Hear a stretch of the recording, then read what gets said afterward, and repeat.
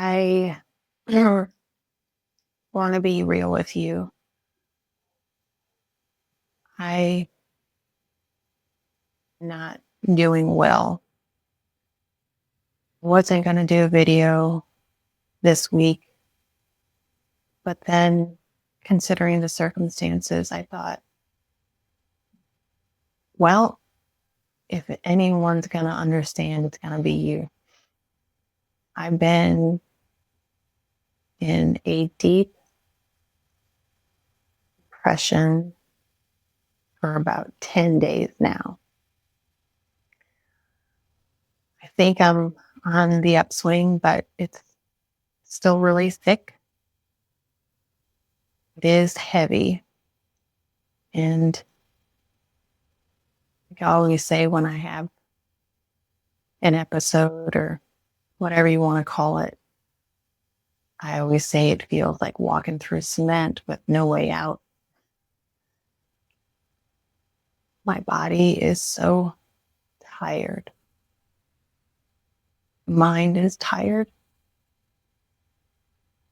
My heart is just heartbroken. When I wake up, I just lay there for a second. And then I think, God, I can't wait to go back to bed. Smallest things feel impossible. I have no energy. I have no ambition. And I have no drive. And if you knew me, my personal life, that is not who I am.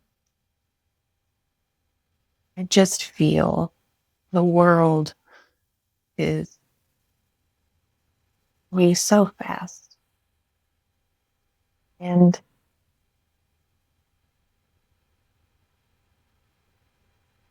just feels sick. It feels sometimes when I really take a moment to think about it, I just feel like my heart is breaking in slow motion. And then I'll collapse onto my bed and I just think, like, do I have a chemical imbalance? Is that what this is? What's wrong with me? Am I always going to be like this? Or is it something deeper? Something about the way that we live now? And then the most important question is, how do I get out of this? In this video, I don't have any neat answers. I don't have a 5-step plan. What I can offer you is just honesty, because I'm right here in the middle of it, in its heaviness. I'm in the muck of it. I want to share what I've learned. I'm still learning while I'm in it, because if we walk through these questions together, maybe it'll help me. Maybe it'll help you. And it'll just help the both of us.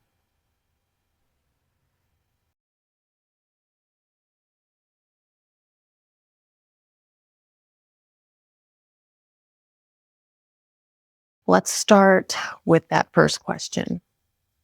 Do I have a chemical imbalance? For a long time, that was the story that we were told, that depression is just a chemical imbalance. Not enough serotonin, not enough dopamine. Take this pill, rebalance your system, and you're going to feel better. I've taken all the pills. I don't feel better. That theory was neat. And for some, it's comforting. But modern science tells us it's just not that simple. It's like trying to explain an entire storm by pointing at one raindrop. Depression isn't just about serotonin. It's much more complex, a kind of tangled web of our biology and psychology and environment where they all meet.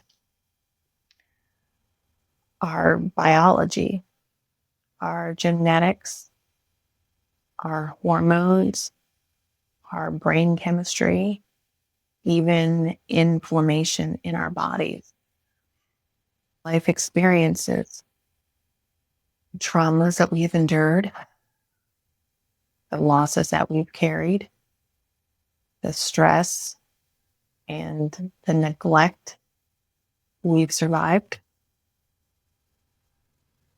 environment, the world that we live in every single day, connection from community, economic uncertainty, pace of modern culture, and even how technology shapes our ability to connect. So, yes, brain chemistry plays a role for sure, but it isn't the whole story.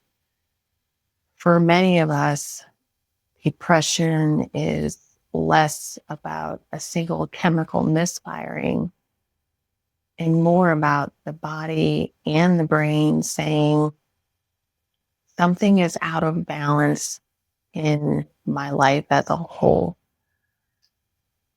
And that reframe matters. It means that we are whole human beings responding to real pain and real conditions inside of us and around us.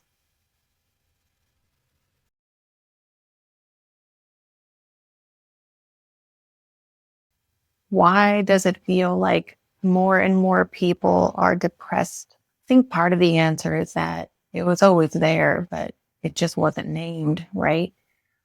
Our grandparents didn't talk about depression the way that we do now. Today, thankfully, we have language. We have words like depression and anxiety and trauma. Naming something for me makes it real. And once it's named, it can't stay hidden. Another reason is that the stigma has loosened. It hasn't gone away completely, but it's loosened. People are more willing to admit when they are struggling. And then there are the realities of modern life. You live in this new world that glorifies hustle, that tells us our world is measured in productivity and likes and how little rest that we can get away with. We live in a culture that keeps us constantly comparing ourselves to others. Social media feeds us highlight reels that leaves us feeling so small. Economic pressure weighs heavy. Everything is so expensive. And technology has plugged in all of us that we're all just so lonely. I am. Our nervous systems weren't built to carry this much stimulation, this much fear, this much information. And finally, generational trauma. The alcoholic grandfather who never dealt with his grief, the mother who worked 3 jobs and never had time to rest, the father who kept his emotions in a locked box and taught you to do the same thing. Carry that inheritance. Depression is not only ours, it's the family's story leaking through us. It's all these like cycles of abuse and neglect and silence. So it's not that people back then weren't depressed. I don't think it's that they didn't have the language, the permission, or the space to admit it. They buried it. They didn't talk about it. We are naming it. And through naming it, it feels heavy, but it is progress.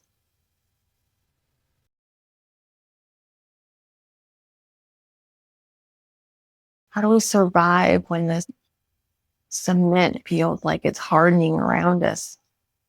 It's just what I feel like right now. Here's the hard truth.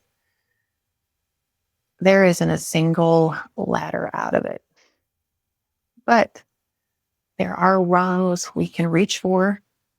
And often it takes more than one of those together.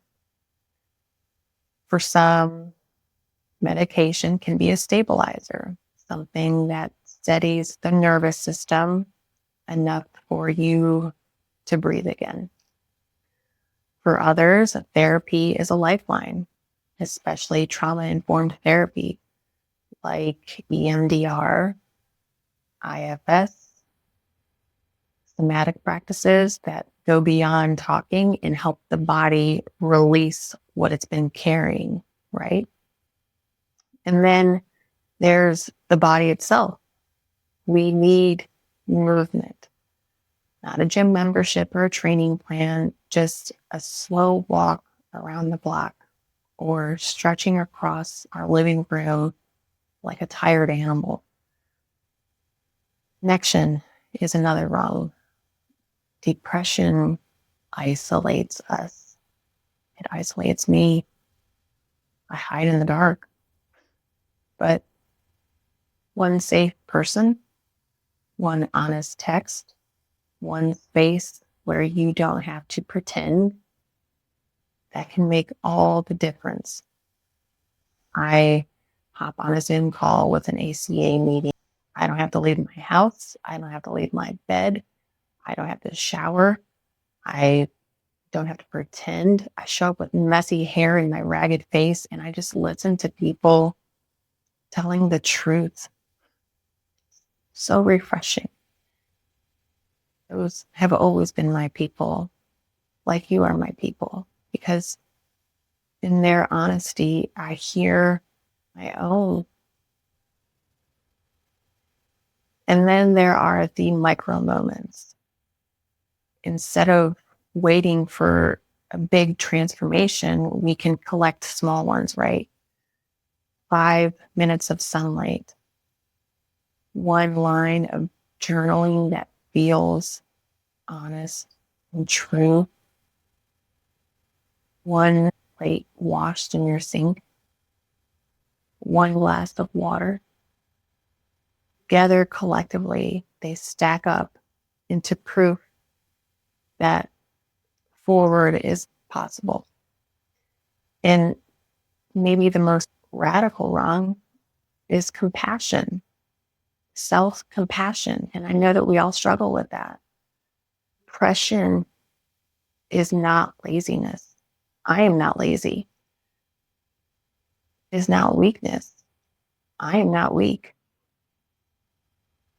Often it's the body's way of protecting us when it feels overwhelmed. I am overwhelmed. Meeting ourselves with kindness instead of shaming ourselves is not just soft, it's survival. I remind myself that rest itself is an act of resistance. Rest is part of the work.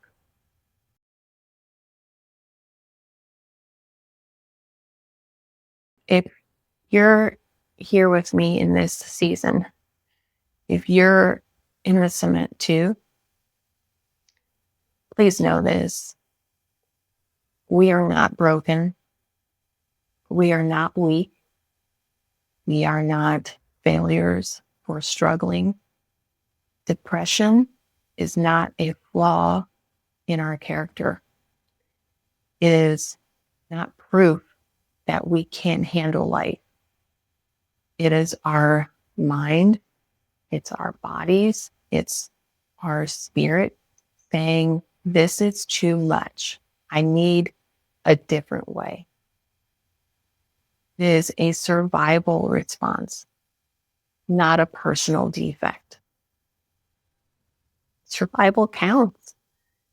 Even on the days when all we can do is make it from our beds to our couch. Sometimes the work is just to whisper to ourselves, make it through this day. Sometimes hope is nothing more than believing that tomorrow might offer one new thread to hold. And here's what I know.